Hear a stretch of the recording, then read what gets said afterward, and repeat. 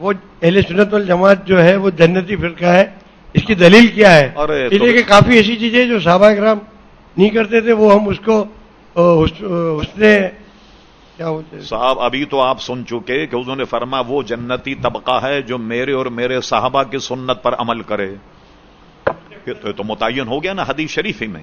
اچھا اب مثلا آپ غالب یہ کہنا چاہتے ہیں بہت سے وہ کام ہم کرتے ہیں جو صحابہ نہیں کرتے تھے، جس کو مسلم بدعت کہتے ہیں. ٹھیک ہے، صحابہ ہوائی جہاز میں بیٹھے، آپ گئے ہوائی جہاز میں کہیں یا نہیں؟ تو یہ ناجائز کام کیا آپ نے. صحابہ کرام ریل گاڑی میں بیٹھے، آپ نے ریل گاڑی کا سفر تو کیا ہوگا. صحابہ بس میں بیٹھے، آپ تو جاتے ہیں روزانہ بس میں بیٹھ کے یا نہیں؟ مسئلہ کیا ہے دیکھیے بتاؤں آپ کو، اصول کیا ہے. حضور علیہ الصلوۃ والسلام نے حضرت معاذ ابن جبل کو، توجہ فرمائیے، یمن کا قاضی بنا کر بھیجا. یہ دونوں حدیثیں، حضرت ابو موسیٰ اشعری اور حضرت معاذ ابن جبل، دونوں کی حدیث کا متن تقریباً ایک. آپ نے قاضی بنا کر بھیجا، حضور نے ان سے انٹرویو کیا، فیصلے کیسے کرو گے؟ کہا میں پہلے قرآن مجید میں دیکھوں گا. فرمایا اگر وہ قضیہ قرآن مجید میں نہ ہو تو کیسے فیصلہ کرو گے؟ کہا میں حدیث میں تلاش کروں گا. فرمایا اگر وہ حدیث میں نہ ہو تو پھر کیا کرو گے؟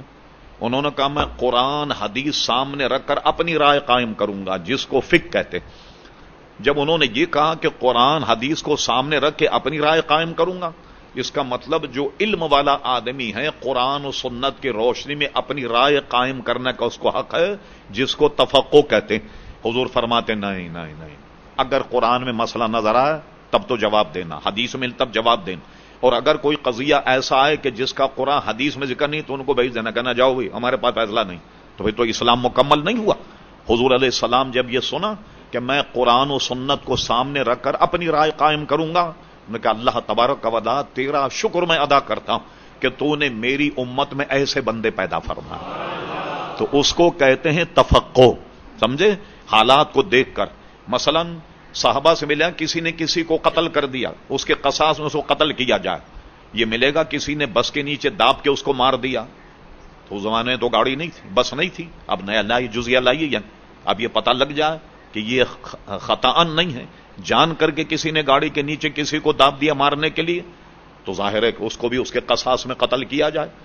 تو یہ ساری چیزیں جو ہیں علم و فضل سامنے رکھنے کے بعد علماء نے مسائل کی تخریج کی کہ ایسا ہو تو کیا حکم ہے، ایسا ہو تو کیا حکم ہے. شبلی جو سنی حنفی نہیں تھا، ایک مورخ ہے، وہ اپنی کتاب النعمان میں لکھتا ہے کہ امام اعظم ابو حنیفہ نے جب دیکھا سلطنت عباسیہ میں کہ سلطنت اسلامی بڑھتی جا رہی ہے، ساری دنیا پر اسلام آ جائے گا، یہ مسئلہ بھی ہو سکتا ہے، یہ مسئلہ بھی پیش ہو سکتا ہے، یہ مسئلہ پیش ہو سکتا ہے. امام اعظم نے اپنے اصحاب کو 11 لاکھ مسائل املا کرائے، 11 لاکھ مسائل املا.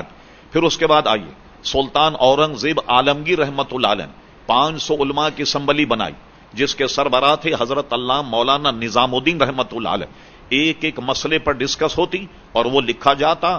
پوری 8 جلدوں میں فتاوی عالمگیری موجود ہے کہ اگر کوئی مسئلہ پیش ہو تو قاضی کیا فیصلہ کرے گا.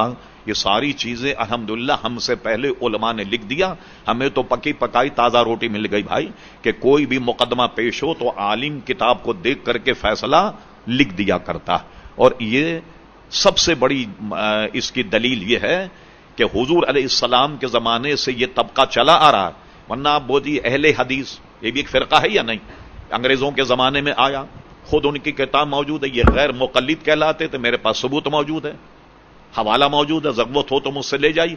انہوں نے انگریزوں کو درخواست دے کر کے کہا کہ ہمیں سرکاری کاغذات میں اہل حدیث لکھا جائے، غیر مقلد نہ لکھا جائے. آج سے 34 برس پہلے جشن دیوبند منایا گیا 7 سالہ.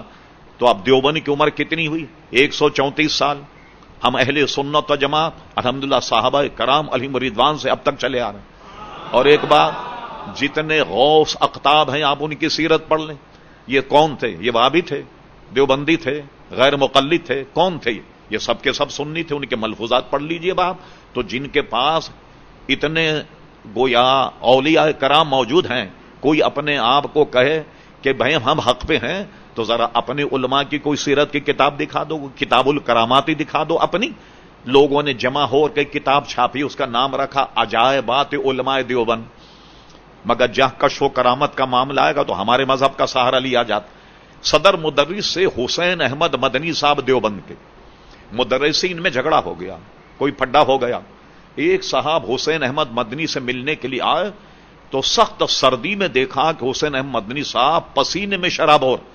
पूछा खैरियत तो है? अरे कहने लगे क्या बताऊं, ये जो हमारा आपस में झगड़ा हुआ है ना देवबंद में, हजरत नानूतवी साहब जो हैं वो अपने जिस्म उनसरी के साथ तशरीफ ले आए, यानी मरे हुए उनको कई बरस हो गए, और आने के बाद मुझसे कहा हुसैन मदनी तुम किसी फड्डे में मत पड़ना।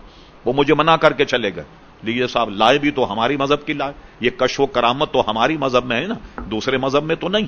तो इसलिए हमें अपने अहले सुन्नत होने पर एक रत्ती बराबर भी शुबा नहीं है कि हम लोग हक पे नहीं। अल्हम्दुलिल्लाह, बिल्कुल दिल मुतमईन है।